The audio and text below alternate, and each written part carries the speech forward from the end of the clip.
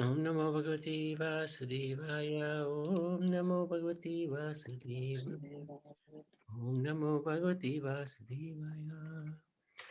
So, Hare Krishna, dear devotees, thank you very much for joining us on this Sunday afternoon or evening or morning, depending on which part of the country, world you are in.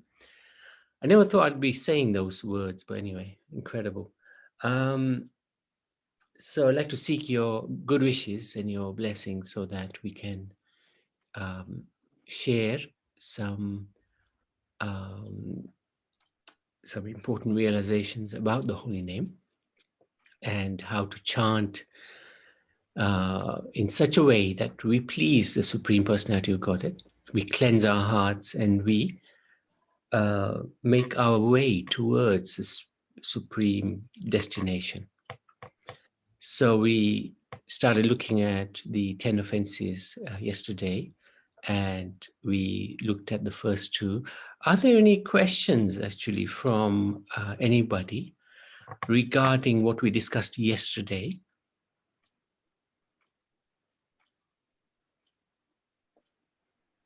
Or any realizations, any comments, anything you thought, could have said this, could have added this or something? Okay, we'll carry on.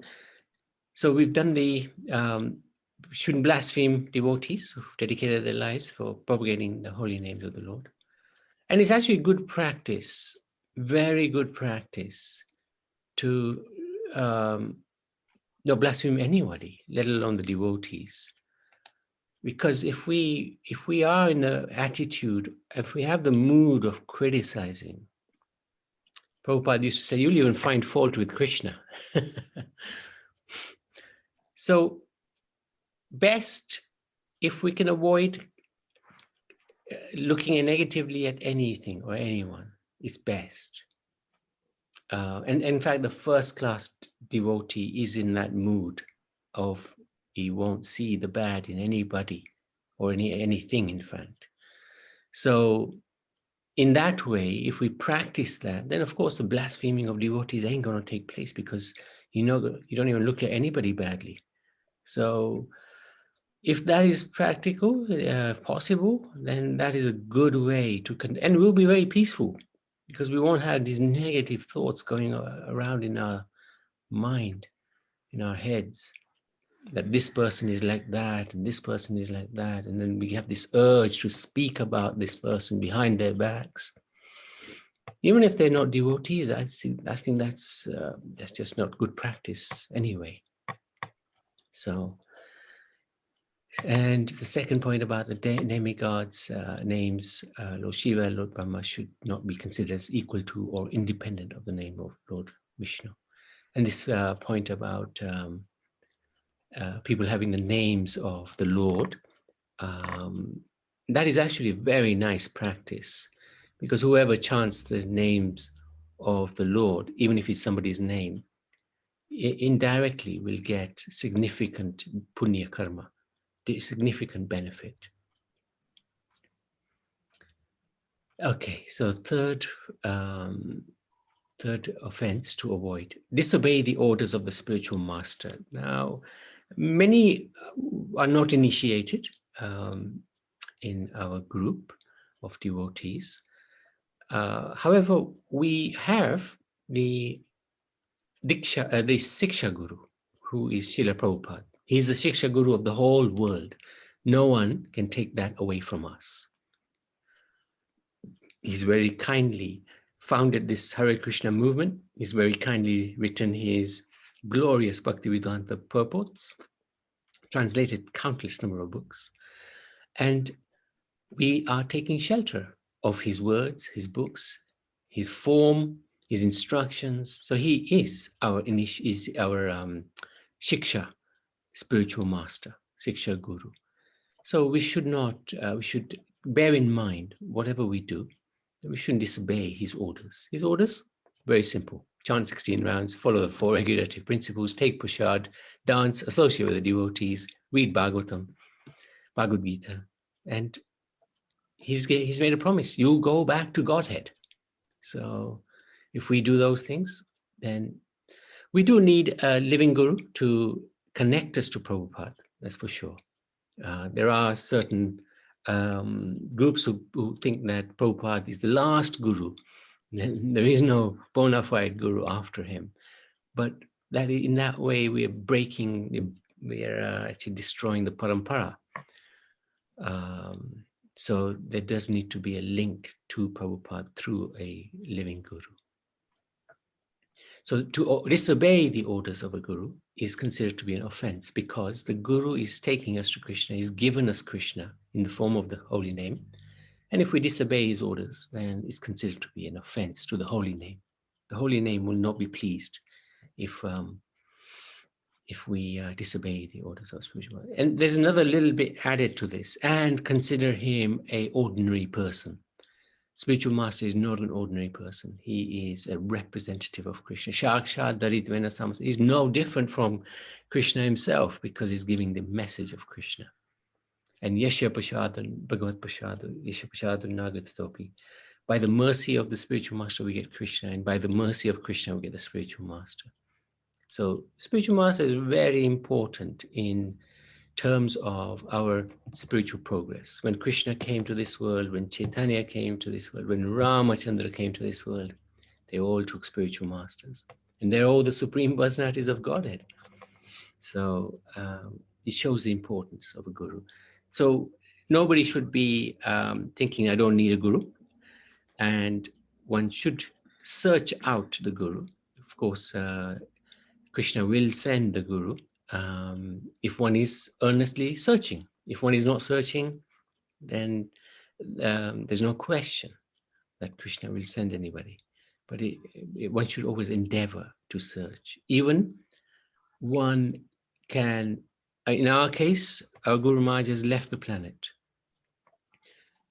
So he's left instructions, which are actually our life and soul.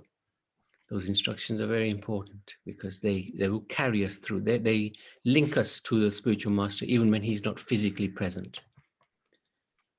But apart from that, we always have to continue to learn.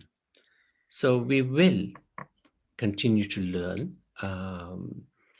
even when the spiritual master is not physically present, because this is a movement of spiritual thought, spiritual order, spiritual practices. We will always be able to learn from many, many, I would call them Shiksha Gurus, many, many Shiksha Gurus within this movement, even outside of this movement. So we never stop learning. Somebody said that to me this afternoon, which was very interesting. I love that comment. We never stop learning. And she's about an 80-year-old lady. Mm-hmm. So, Kapil, maybe not 80. So if there's any questions on that, or any points that anyone would like to add, because there's a lot, this is a very big topic. You're welcome to contribute. If one is scared to think about taking a spiritual master, because he might tell us to go to the forest and chant Hare Krishna 108 rounds a day or something, that's not going to happen. The spiritual master, especially within the Hare Krishna movement, there are many, many considerations. His orders cannot deviate from Srila Prabhupada's teachings. And Srila Prabhupada's teachings are very clear. Yes, Prabhu, Haribol. Hare Krishna. Hare Krishna, Prabhu. I want to add something. Yes, please. Guru Maharaj, our Guru, though he has left this material world, he's still with us. And every action we do, he knows what is being done. Sometimes it happens when you are doing your devotional practice. You are worshipping Krishna. You are doing Guru Puja. You feel that the Guru is with us. Good, very nice. Guru is with us, and sometimes he instructs through somebody when you think that something is not so clear. Whatever. But he He instructs you by association with another person who, what you are thinking, that person just add some words. Yeah. Thank you for sharing. That was really nice. Anything else, Sitaram? That's very nice you shared that. That for now, I'm just thinking. Very good. Thank you for that. Yes, he's present. He's present in his instructions. And that's the most important thing. When he's physically present, we can serve his physical body, which is nice. One thing I want to say, while we were taking initiation, and already taken the responsibility to bring us to the spiritual world. And he said that I will come definitely. It is very great encouragement for us. I will definitely come to take you back. When we are taking the last breath. So he had told me personally. He said, "You don't worry, Sitaram." So we're going to make sure we're right behind you. No. You are before me. Right behind you, because then Guru Maharaj won't miss us. He'll take you, he'll take us as well. Yeah, that's a nice thing you shared, actually. Very nice. Yeah. Very nice. I remember one time he said, yes, the Guru will come back, will come for his, but don't make me come back, he said, which is very interesting. Yes. Also, when I was saying his physical body, when he's present physically, we can serve. Yeah. But the more important instruction, more important service is when he's not with us, the Vani service. When he's not with us, that's when it's more important to serve. Much, much more important. When he's with us, it's easy. When he's without us, when we're without him, that's when the challenges start. And I know after he left, the challenges have just kept coming. They're coming. And there's no going away. But it doesn't matter because we're serving. So thank you for sharing that. Huh? Very nice. Very nice. It's nice. Also, actually, one devotee recently shared how Guru Maharaj came to them in a dream. I won't share the name because he asked me not to tell the name. But some devotees will know. He was in terrible situation, and Guru Maharaj came to him and said, you got a lot of work to do here. Don't worry. You're not going to leave your body. So Guru Maharaj is very much, you're absolutely right. Guru Maharaj is very much with us. So to blaspheme the Vedic literatures or literatures in pursuance of the Vedic version. So we may not understand something in the Vedas. We are going to come across many things in the Bhagavatam which will contradict our worldview as it stands. And we'll be thinking, wait a minute, which one is correct? Is it the worldview that's correct? Is it the scientist's view that's correct? Or is it Bhagavatam that's correct? So we should be very careful to not contradict or blaspheme the Vedic literatures. And Bhagavad Gita, if we're not in agreement with something, of course, we have different views and we're allowed to question humbly, submissively. But if we're challenging and blaspheming, really that's considered to be an offense to the holy name. So we should be careful when we are referring to the Vedic scriptures. Okay, fifth offense, to consider the glories of chanting Hare Krishna to be imagination.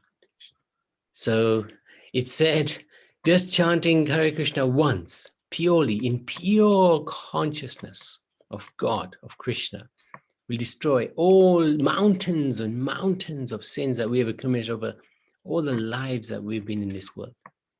So if somebody thinks, oh man, how can that be possible? That's an offense. To think that chanting Hare Krishna, the glories of chanting Hare Krishna are imagination. It said that Nashinga Kavach, you have to chant it, was it 33,000 times to go back to Godhead? But the maha-mantra, you chant it once and you can go back to Godhead. But of course, he has to be in full consciousness. So if we're chanting whatever 1728 names of mantras every day, even if we get one of them right, just one of them completely in full Krishna consciousness, that's it. We go back. But of course, it's not so easy to be fully God conscious and chant in that mood. Because if we were, then we would have all the different ecstatic symptoms of chanting in pure love of God. So, do tears come from our eyes when we're chanting? Hair stands on end, we're shivering. All these different symptoms come. So, but the glories of the holy name are unlimited, absolutely unlimited. More powerful than the Lord himself. So, what more can be said? To give some interpretation on the holy name of the Lord. So we say, actually, the holy name means this. Of course, we do connect the holy name to savor. That's what Prabhupada has given us, that this is a plea to the Lord to beg him for service. So that is there. But we're not interpreting the holy, that this is what the holy name actually means. This is a symptom of the holy name, that you please give me service. So if we interpret, this is what the holy name means. Actually, the holy name is simply the holy name of Krishna. It's Krishna himself. And we take it as that. There's nothing difficult and nothing complicated about it. It's very, very, very straightforward.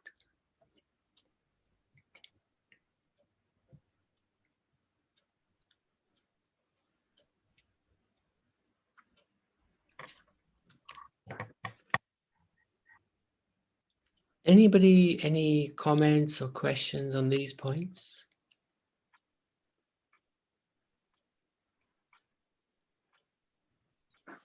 Hare Krishna, Prabhuji. Hare Krishna, Anil.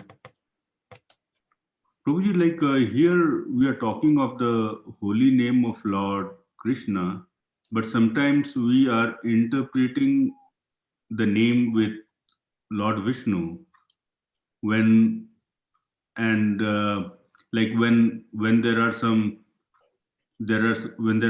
acts, then Lord Krishna expands into the form of Lord Vishnu and does those acts. Like if we are doing some sacrifice, then Krishna comes in the form of Vishnu. Yes. And I think yesterday what I understood is like when the Lord has to take things from this planet, then he comes in the form of Shiva. So aren't we giving some interpretation to his holy name? Not interpretation, but that's just the way the Lord functions. So as Krishna, his job is playing the flute, enjoying. He doesn't do anything else. That's his full-time occupation. But when he wants to create this material world so that the crazy fools who are in it, like us, go back. Oh. Thank you. Everybody saw that, right? She's a bully.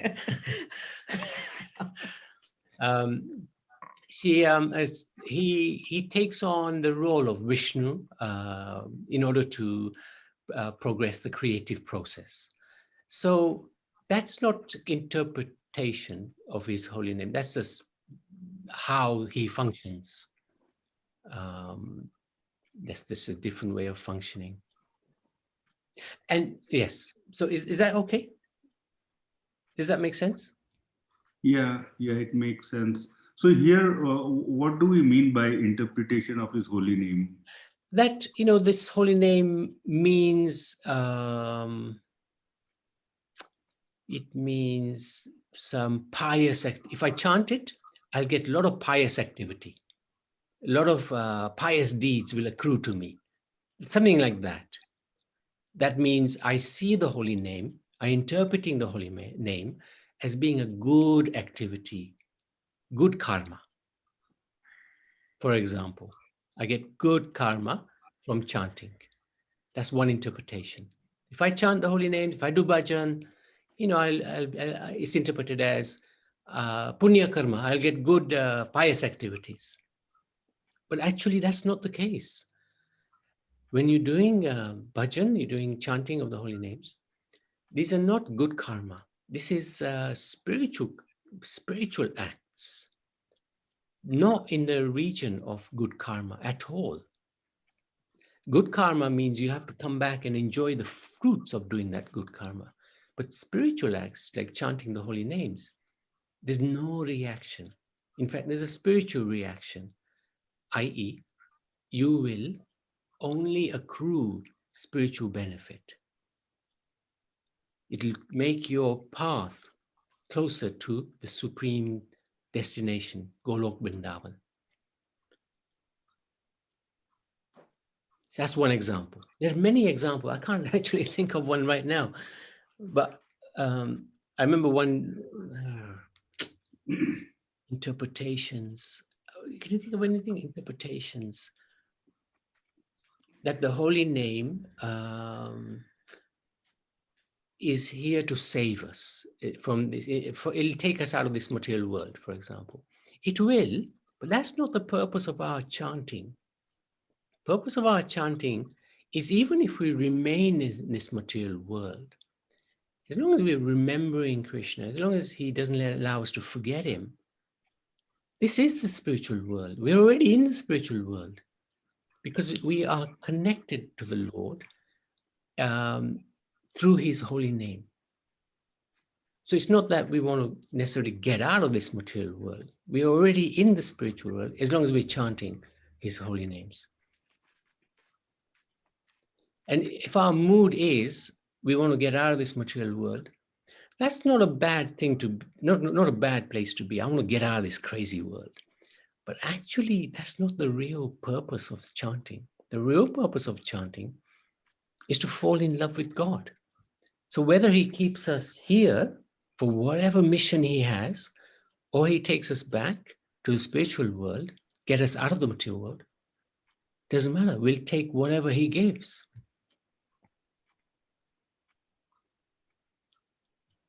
Does that sort of make sense? Yeah. Yeah.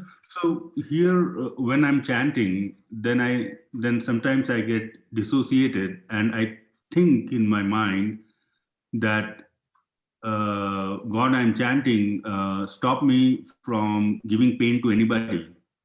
So this kind of thought comes in my mind, and like I feel like I'm chanting because I'm asking God to give me strength, not to give trouble to anybody else. So is this a deviation from? No, that's a wonderful prayer. That's wonderful. Krishna says in the 12th chapter, I've forgotten the verse now. He says that person who doesn't give trouble to anybody is very dear to me. In the 12th chapter, we'll find the verse, we'll find the reference. But he actually says that person who gives no trouble to anybody is very dear to me. So if you're saying to Krishna, please let me not give trouble to anybody, that's a nice prayer. That is a really nice prayer. But Prabhu, you like, I'm chanting and there is an expectation, like this kind of thought is coming. So isn't it that I'm asking something to the Lord and I'm chanting? Yeah, but you're asking in a way that is, in a way that will please him. That would please him. Because he says, those devotees who don't do any harm to anybody are dear to me. So that would please him. That prayer would please him. And we want to please him. So there's nothing wrong. If that's a natural thing that comes into your mind, that's very sweet, actually. And Prabhuji, then I realized that, I was chanting and my mind went away. Now I'm back and I'm again chanting. That's good. So, keep bringing the mind back.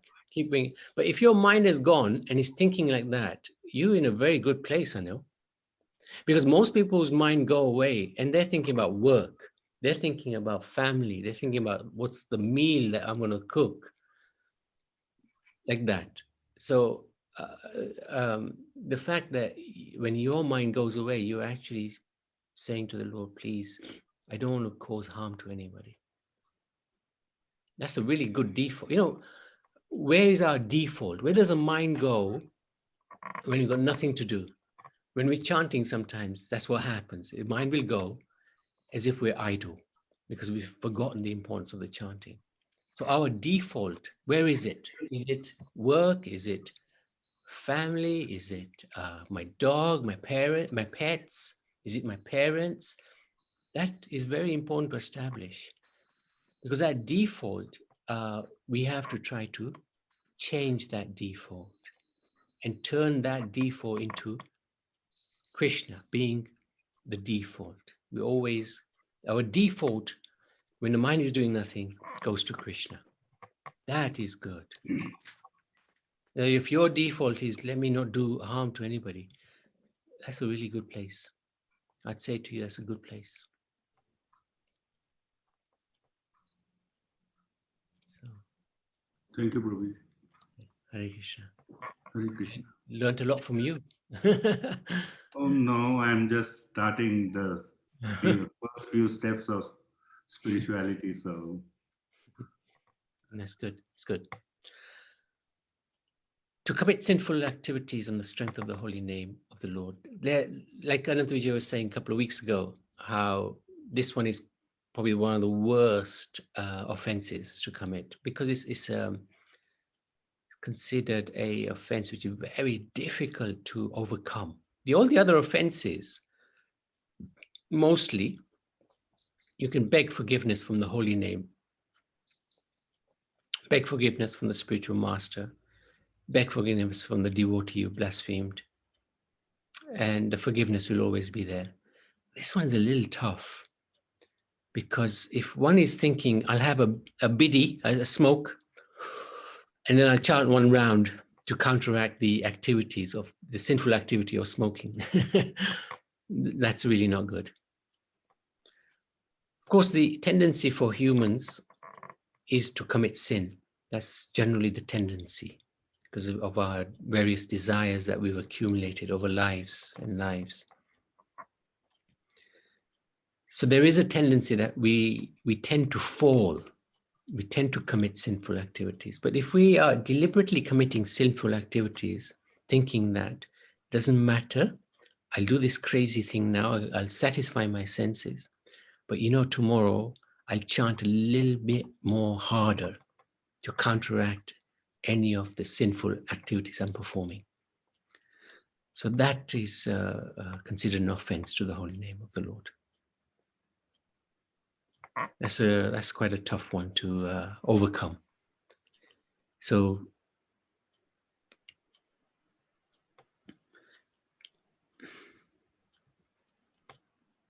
one thing the holy name does, it purifies the heart. Cheto darpana marjanam. In time, the chanting of the holy names will cleanse the heart of all the dirty anathas that are in the heart. But it takes time. It takes time for that to take place.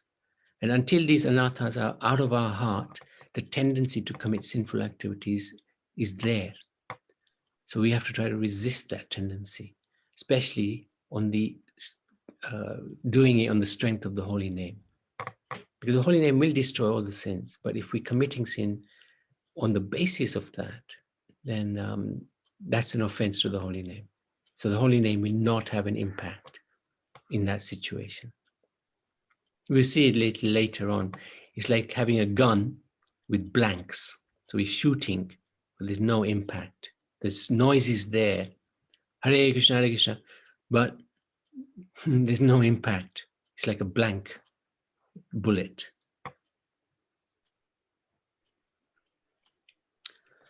To consider chanting Hare Krishna, one of the ritualistic, auspicious ritualistic activities offered in the Vedas as fruitive activities, karma kanda. So this is, the Vedas recommends lots and lots of different types of sacrifices to please the devatas. And it does that in order to elevate the person who's doing this sacrifice to the next level.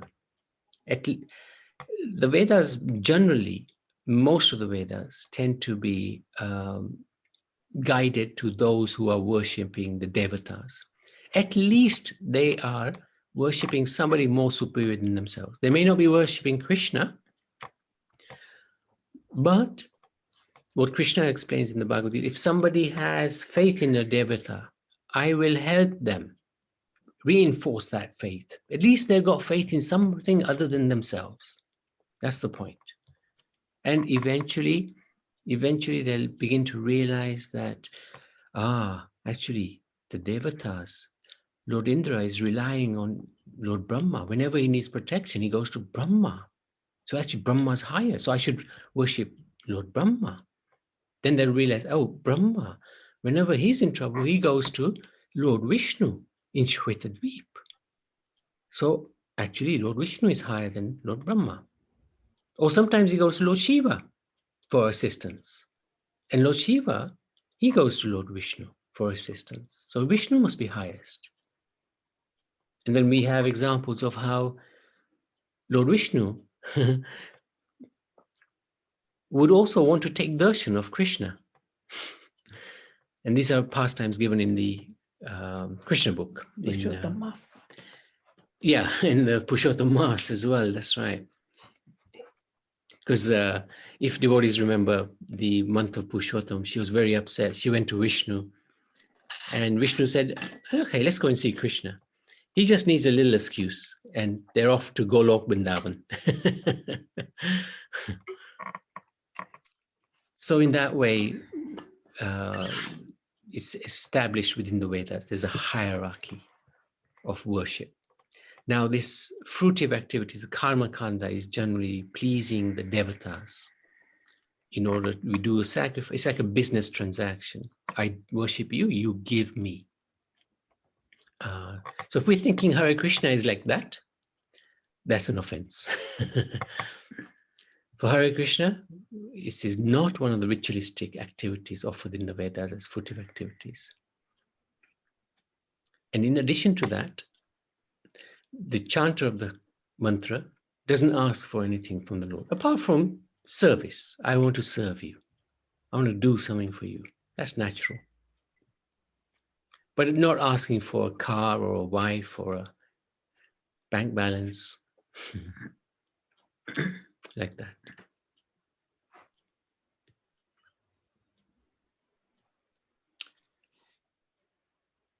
Anu, does that sort of make sense? Yes, Prabhuji. Yeah, okay. You understand where we're coming from here, the fruitive activity, the karma kanda sections of the Vedas. They're a little hard to grasp.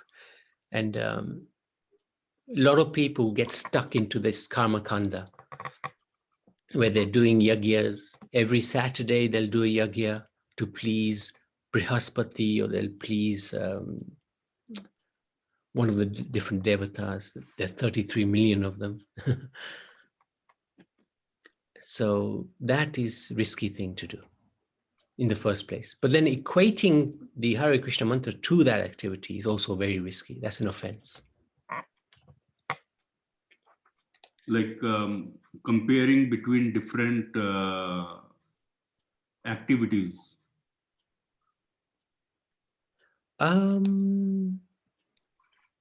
Just expand that a little bit. Like comparing between chanting of the maha-mantra with the activities of performing yagyas or worshipping some other god, and comparing the strength, pros and cons. Yeah, something like that, yes. If the yagya is to please Lord Vishnu, then of course that's a different category. To please Vishnu, not with a view of getting something, but to just please him. That would be quite comparable to chanting Hare Krishna, because both activities you're trying to please Krishna, please Vishnu. But if the mood is, I'm doing this yagya to even Lord Vishnu say, but I want something from it, that becomes a karma kanda activity. That becomes a business transaction. Prabhuji, like when we do the yagya, then then the Pandit, the person who is performing, at one point of time, he's asking, uh, uh, can you recite, can you tell what is the reason for this yagya? What are you expecting? Something like that comes up. Yes. And then we tell our wish that, okay, Yes.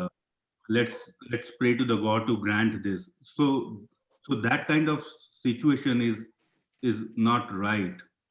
It depends on what we're asking for. We do a lot of graha praveshis, new home, somebody's bought, we do the yagya, and they invite us. And I always say, okay, the reason for this is we want the atmosphere in this home from this yagya to become spiritual, so that you continue on your spiritual journey. So what we're going to ask for is for the Lord to come, accept our offering, and completely spiritualize this place, so that you can chant Hare Krishna, you can do your puja, and you will progress towards the spiritual world. So that's okay, because you're asking for spiritual benefits. If you're asking for material gains, then that becomes in this category.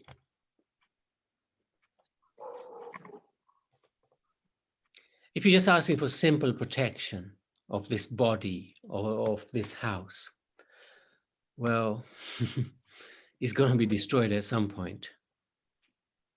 This body will be destroyed. The house will be destroyed. But if you're asking for spiritual benefit, that will never be destroyed. That will stay for eternity. So, okay.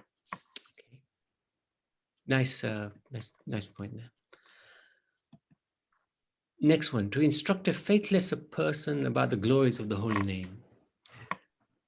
Now, sometimes devotees take a risk when they're on the street and they're distributing books. They will try to distribute these books very widely. And that actually pleased Prabhupada. So sometimes the books may end up in a person who's faithless. I remember many, many years ago, must be about 30 years ago, I was walking home from work, and I saw, I think it was a Path of Perfection torn in half. And it was on the street. I picked it up and took it home. I was thinking, crikey, that was a really terrible thing to do for somebody to tear the book in half. So sometimes devotees, they distribute books and it may end up in the wrong hands, and then the book gets torn. Do we get an offense for that? I think Prabhupada even said devotees will take that risk. We'll take the risk of this offense. However, where we can draw the line is if somebody, like often when we go to preach in the center here, town center, we get maybe some Christian person coming to us, or from the Islamic tradition, they'll come and they'll argue with us. Or some atheist will come and argue with us. Now, if we argue back with the faithless person, we might be taking them further away from God. They might start blaspheming God. We will hear that, but not just we will hear that. He's saying it. We've encouraged him to say that, possibly by arguing. So you draw a line. If somebody comes and is arguing nonsensically against the Lord, then walk away. Just walk away. There's no harm in walking away. It's better to walk away than to fight and argue with somebody. Because what's happening is, by our arguing, they are pushing themselves further away, and we're helping them from God. And that's why it's an offense to instruct a faithless person about the glories of the holy name. So that will have a bad impact on us, but it'll have a much worse impact on the person who's arguing.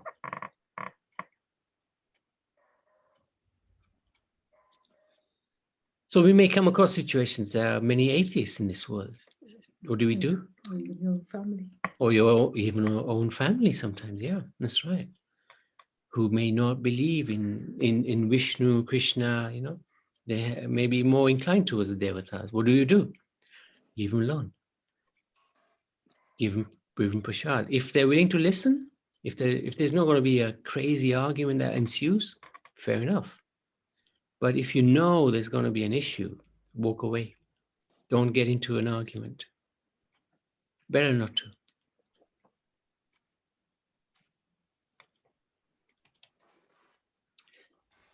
To not have complete faith in the chanting of the holy names and to maintain material attachments even after understanding so many instructions on this matter. So we've been devotees for God knows how many years, so-called, and we've understood so many instructions, but yet we've still held on to all the material attachments. My children, my bank balance, my car, my house.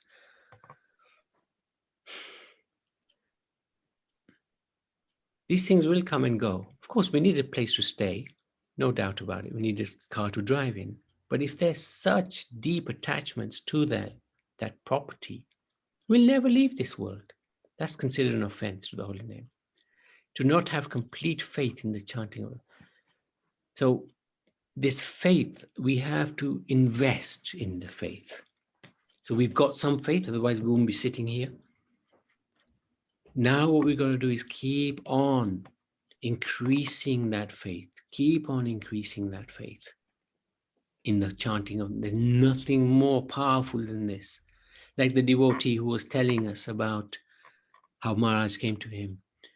He also said to us that he was chanting so, yeah, okay, thank you. He was chanting so desperately, so intensely. Never has he chanted so intensely in his life. And he has realized there's absolutely nothing more important than the holy name. Absolutely nothing. That's a good place to be. But we don't want to get there via a heart attack. Let's do it while we're fit, healthy. Because if we get this faith now, while we're fit and healthy, we can work very hard for Krishna. We can, well, what can we do? But he can inspire us to work hard for him. He can give us the energy to work hard for him if we have this complete faith. Prabhupada, when Bhaktisiddhanta said that when he was prophesied by Chaitanya Mahaprabhu that his holy name will be spoken, those Krishna's holy name will be spoken all over the world. Everybody thought this is just a theory or just a saying. He didn't really mean that. So when Prabhupada actually did it, one of his godbrothers said, I knew he would do it because of his absolute faith in the holy names. He had complete and utter faith in the chanting of the holy names. And he did it against all the odds. Everything was set against him. He was facing heavy materialism. He went to the capital of materialism, New York. He had no contacts there. He had no money. He had some books. And those books were even not a great quality book, right? If you look at the cover, and it wasn't necessarily printed top class like the American books. And he had no support from his godbrothers. He had how many thousand? 10,000 godbrothers? Not one of them supported him. Not one. He would write to them, please send me a madanga. Please send me some cartos. Let alone send me men, right? But they wouldn't even send him that. But his faith was so strong. He did it. He achieved amazing things. So just imagine if our faith is so strong in the holy names, what the Lord will do through us, right? Let him act through us. Wouldn't that be amazing?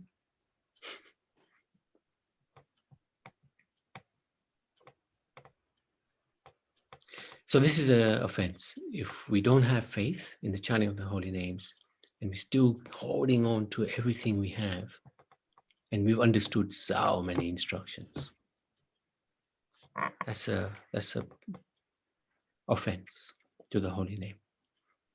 It's an offense because even after understanding, we're still taking this holy name, we're still doubting the holy name. This doubt is the offense. It is also an offense to be inattentive while chanting. And many of the acharyas say that this is actually the root cause of all of these 10 offenses, because of inattentiveness. When we're chanting, our mind is not in the chanting. Our heart is not in the chanting. And this is the biggest problem. If we just sort this one out, all these 10 will go away. If we become attentive while we're chanting, then Krishna, we're giving him an opportunity to cleanse the heart. He'll do the rest.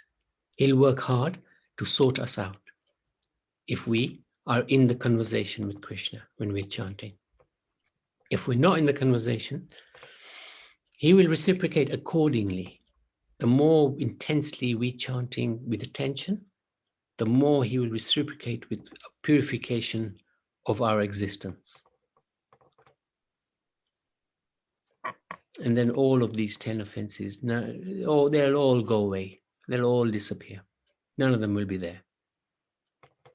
So I would say this is the root cause of everything. Inattentive chanting. If we can get our chanting correct and right, we won't be offensive to anybody, because we'll understand everybody's part and parcel of Krishna. Everybody's on their own journey. Let them be.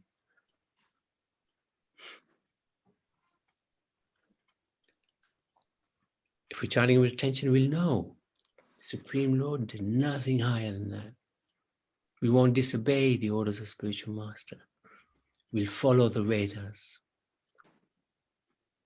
We don't need to worry about the glories. We don't even care what the glories of Hare Krishna are. It doesn't matter to us. We just love Krishna. So what if he's got some glories? I don't want access to his glories. I just want access to him. We don't have to worry about interpretation because we're just chanting. No question of sinful activities. Krishna's cleansed the heart. And we won't equate chanting Hare Krishna with the karma kanda activities. We won't have to worry about faithless people, because if you see Prabhupada's life, he talked about Krishna to everyone. There was nobody he left. And he created an impression on everyone, a positive spiritual impression, even those who are faithless. So chanting with attention, even those who are faithless will come closer to Krishna.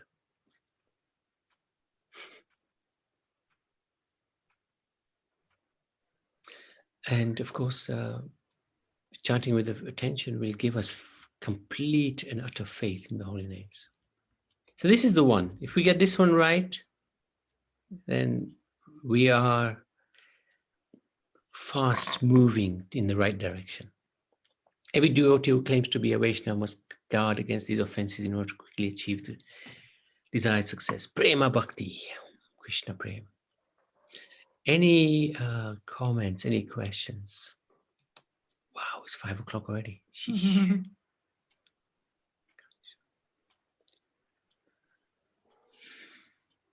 Prabhuji, a question. Yes. Prabhuji, like all devotees are not that technically strong. Yes. So how to come into this, the path of Krishna consciousness where we have certain rules? like the prayers and the mala and the japa countings, mala countings, and all those things. So um, how to feel that okay, I am in the right track. But like personally, many times I feel that I could not do what I had planned to do. I could not complete that many rounds of chanting, or uh, I could not recite those prayers as I had targeted. So, so that thing comes in my mind that technically I'm not getting stronger to follow this path and to take up this this promise of doing these things. Right, right. So, like Prabhuji, I had been for a few years with the ISKCON temple over here, and the devotees had been telling me that I should get initiated, and Mm, that gives me a challenge, and I get scared mm, that I'm not I'm not able to come to that power as other devotees. right. Well, I'd say firstly, thank you for sharing that. That's very, very honest and sincere. And really, that's your qualification. Sincerity is your qualification. When one is sincere, Krishna shows the path. Like the four Kumaras, they were very sweet and very sincere. They approached Krishna in Vaikuntha, and they were stopped in the gates. But because of their sincerity, Krishna said, "You are very, very dear to me." So sincerity will play a big role in your progress spiritually. The fact that you may not have the time, I presume in terms of the four regulatory principles, they're not too problematic, right? It's the chanting and the reading that's more difficult. Yeah. That is a question of practice and sadhana. I'll be honest with you. In the beginning, of course, we all struggle with these 16 rounds. It's not that we have to do 16 rounds, but it pleases Prabhupada. That's the wow, right? So before taking initiation, we don't have to chant 16 rounds. But I knew if I want to take initiation, I needed to do the 16 rounds. And I would do them come what may. Right? They may be the rubbish rounds. I still get them done. And I just pray to the Lord. I know this is not good enough. Sometimes I'll be driving and chanting. Now I do extra rounds. But if I don't have time, when I'm driving, I chant those extra rounds, not my core rounds. If there's no time, I'm still going to get these extra rounds done. I don't care how I'm going to get them done. I'm going to get them done. And if I'm driving and I'm doing them, I'm driving and I'm doing them. What to do? But I came to a point when I realized how important it is to chant. There's absolutely nothing more important in this world than to chant the holy names. So I made sure that my core 16 rounds are always done sitting, focused. It's not always focused because the mind is a little crazy, but I try my best. It's at least, I'm away from everyone. I've got a blanket over my head. Can't see anything. No distractions.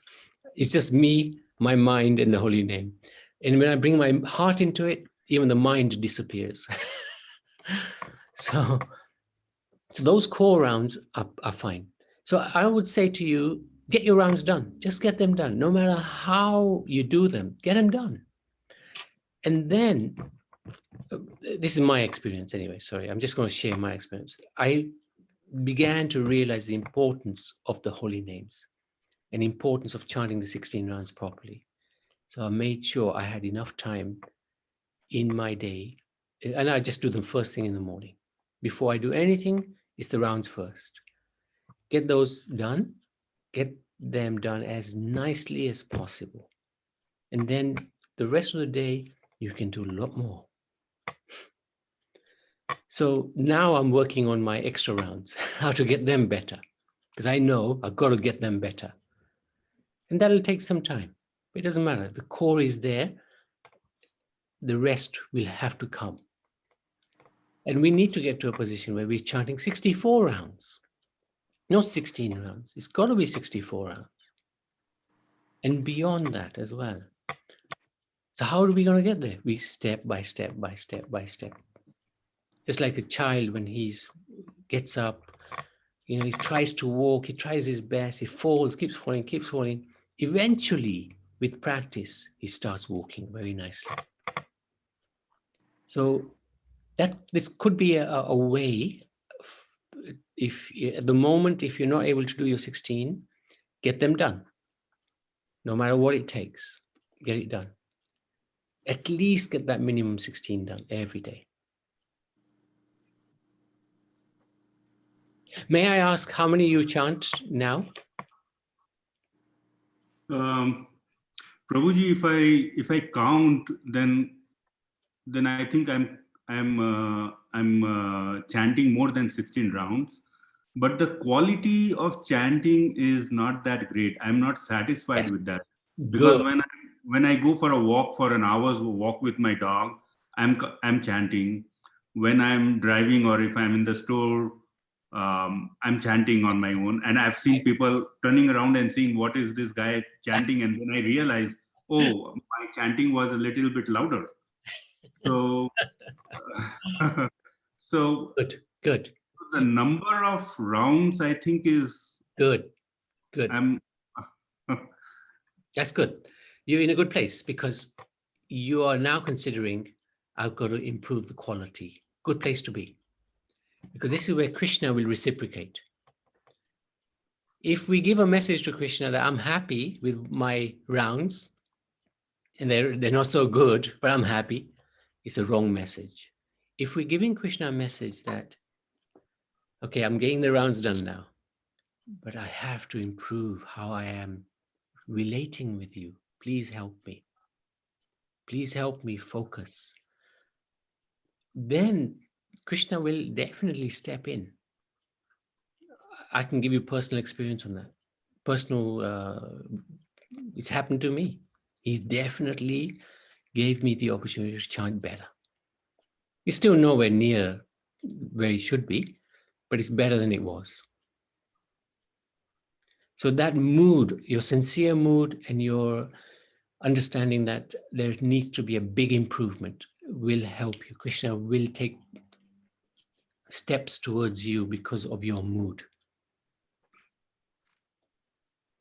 So there's nothing to stop you from taking the step of taking shelter of a spiritual master.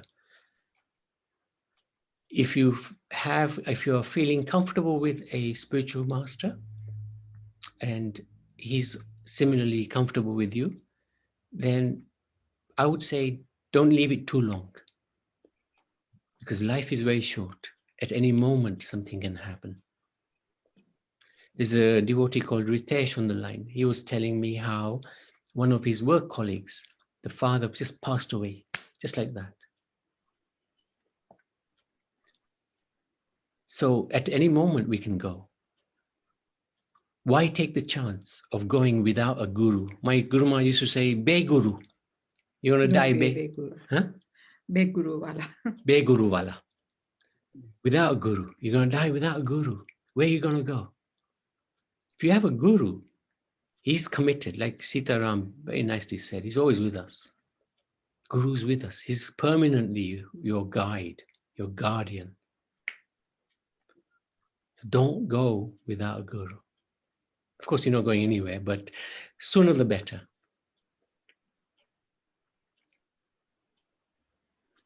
And he won't say anything that will destroy your the current position that you're in. He will say, okay, just try to chant better. Try to read more. He won't tell you to go to the forest and give up your livelihood, your family. That's not the nature of what the Guru's instructions are. The nature of the Guru's instruction is improve your sadhana, preach more, chant better, like that. So don't be scared.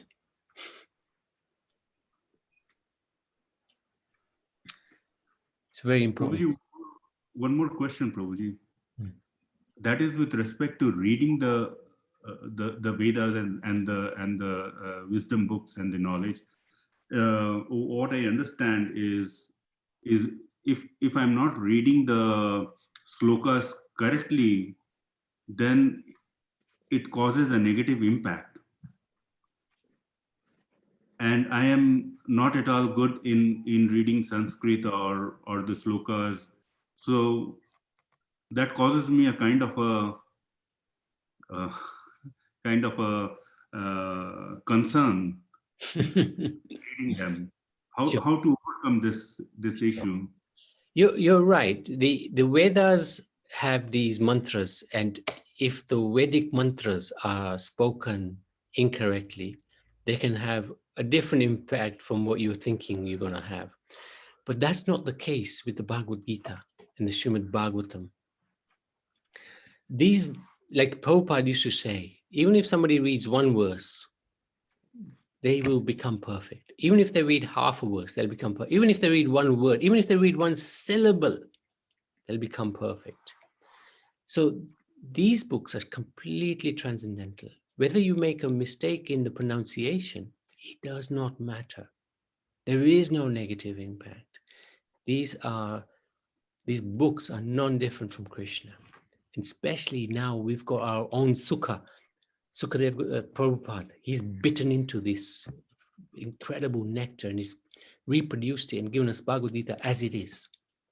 So you read that, even if you pronounce the Sanskrit wrongly, which we all do, only one person I know who does it so nicely, Shavi, the 8-year-old girl, who pronounces it so well. But otherwise, I always get it wrong.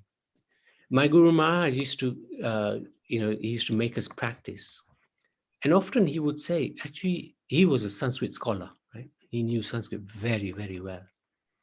And he would pronounce it absolutely spot on. So he would guide us. But he said, don't worry, if you can't get it right, Krishna knows your intentions. He knows what you're saying. Krishna knows what you're saying. So definitely, that shouldn't be a concern of yours. Don't worry about that at all. Okay. Definitely. Thank you. Thank you for your questions. Fantastic. Thank you for the interaction. It's very, very nice. Appreciated that. Hare Krishna. Anybody else? Any comments? Anything you'd like to add, Madhusudan Prabhu? Hare Krishna, Prabhuji. Hare Krishna, Indulekamaji. Hare Krishna, everyone. It's nice, very nice enlightenment for these 10 offenses. But I would say that instead of 10 offenses, there are 11 offenses. That's because right. The 10th was written before the mobile phone was invented. Now everybody is just trying to peep on the phone. This is the 11th offenses, you know. That also we should avoid. We should not like try to check our phone while we are chanting. Good. On silent? No, silent. On airplane mode. Put it on airplane mode or switch it off. Another room. Or put it in a different room. Absolutely right. Yes, in a different room. And it's just like even this 9 processes, it was written a long time back, right? But the 10 processes is the 9 all that's like Shavaram, Kirtanam, Smaranam, Bandhanam, Padasevayam, Archanam, Dashyam, Sakyam, Atmanivedanam. But the first one, very first one is association. Association. Yes. If you go back to Ramayana, yes, where Lord Ram is instructing Sabri Yes. And he is saying, Nava Bhakti Bhai Tohi Pai. Swadhana Sunodhara Mama Mahi Pratama Bhakti Santana Kare Seva. Pratama Bhakti, first Bhakti. That is Santana Seva. You get association with the Santan, with the spiritual people, and then you start doing the rest. Even Chaitanya Mahaprabhu said in Chaitanya Charitamrita, he emphasized on that also. So we should know with whom we are associating. We can say association, yes, we can go and associate with non-devotees. So what are we going to get? So we should associate with sadhu people like we are doing now. This is the first among the 9 processes. It's 10 processes, and similarly, the offences is 11 offences. Yeah, and the sadhu sang is actually Bhakti Lata Beach starts from that. Yes. You know, it's Shraddha, sadhu sang, sadhu sang. Because if you have sadhu sang, the Shraddha will keep growing, keep growing, keep growing. Yeah. And you know, there's the other thing is the 3 things that we learn: Guru, Sadhu, Shastra. Yes. Well, we've extended it now to Google. Yeah. Because we got so much from Google, right? That's right. And also the 4 regulatory principles, we've also extended that one more, right? So no illicit sex, no gambling, no drinking, no eating meat, no selfies. Oh yeah. So that's an additional thing now. Because of Kali Yuga, we are getting more and more things that people are adding, so we have to mind us from our lives. Okay, thank you, Prabhuji.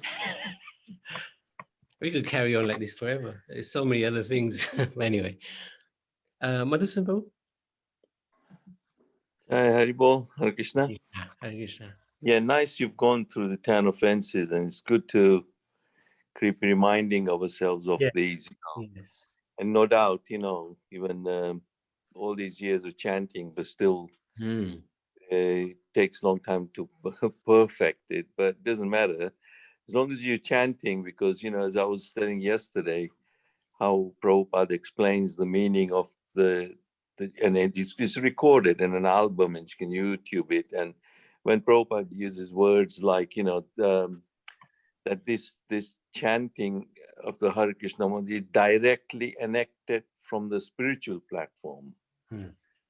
And then he says, surpassing all lower states of consciousness.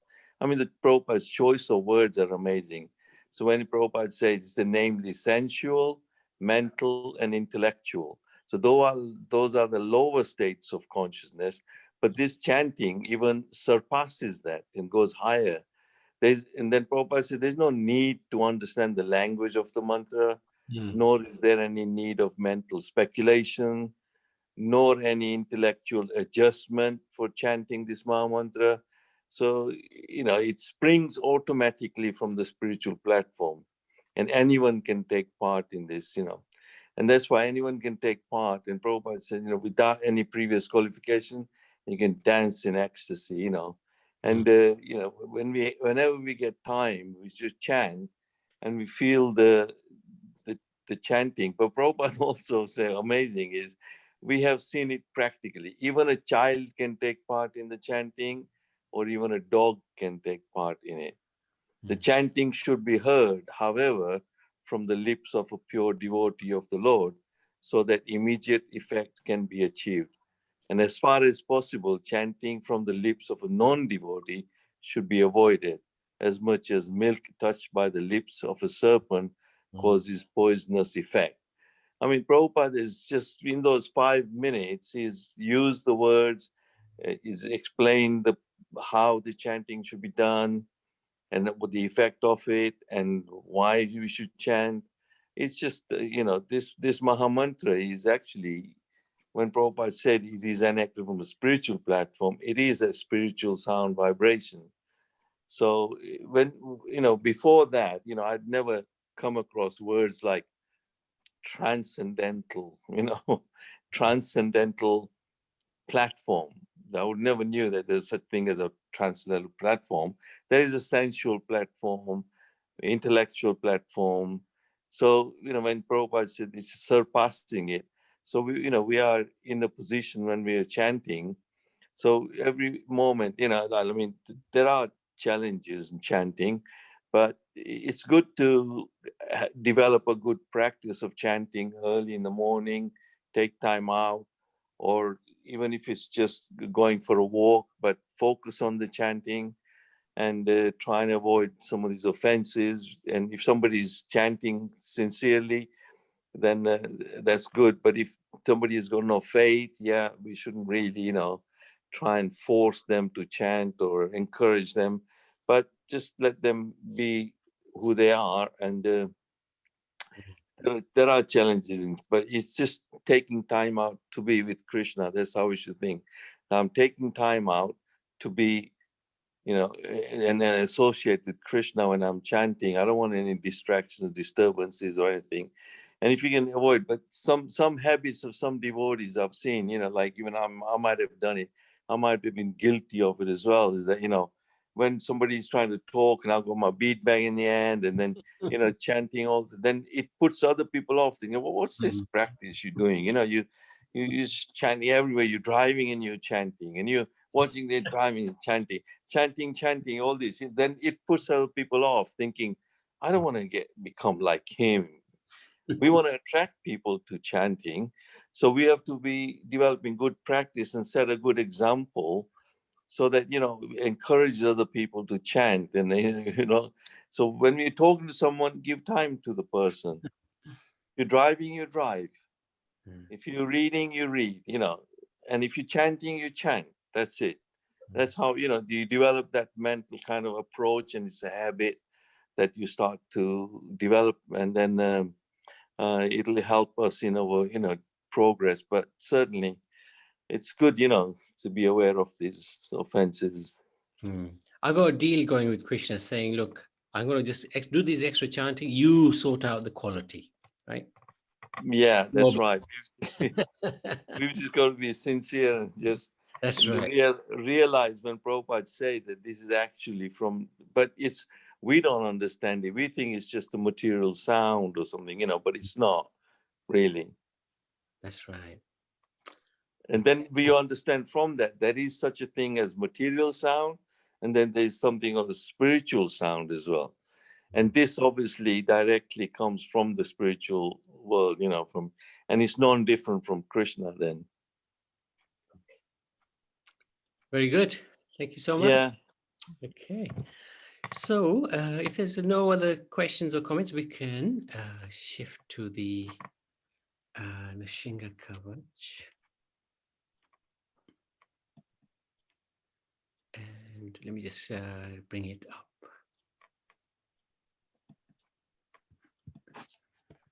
I'd like to thank devotees for participating so nicely today. Let me just open up. Okay, good.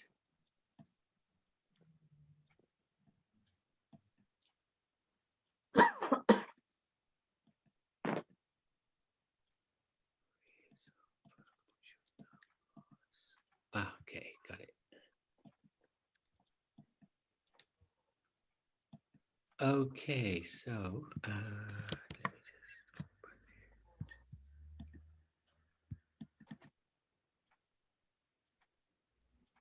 okay, yes, great. So Karuna, would you like to lead the way?